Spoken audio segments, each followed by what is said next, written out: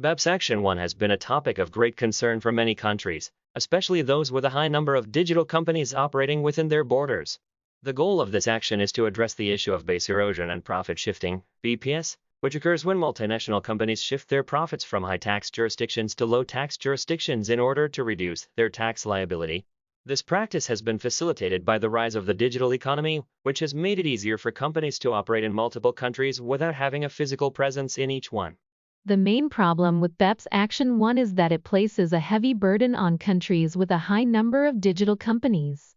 This is because the action requires countries to impose a digital services tax, DST, on companies that provide digital services to customers within their borders. The tax is designed to ensure that these companies pay their fair share of taxes, even if they do not have a physical presence in the country. However, this tax has been met with opposition from the US, which argues that it unfairly targets American companies.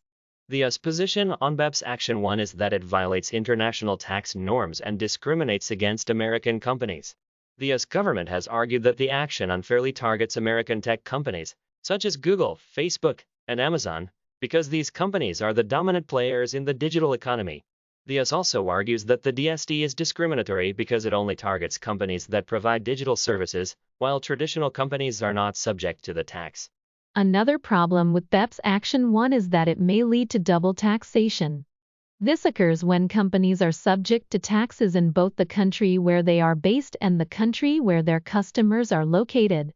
This can create a disincentive for companies to expand into new markets, as they may face significant tax liabilities in each new country they operate in. The US has also expressed concern about the impact of BEPS Action 1 on the global economy. The US argues that the DST will make it harder for American companies to compete in global markets, as it will increase their tax burden and reduce their profits. This, in turn, could lead to a reduction in investment and job creation in the US, as companies may be less willing to expand their operations. In conclusion, BEPS Action 1 is a complex issue that has raised concerns among many countries, particularly those with a high number of digital companies.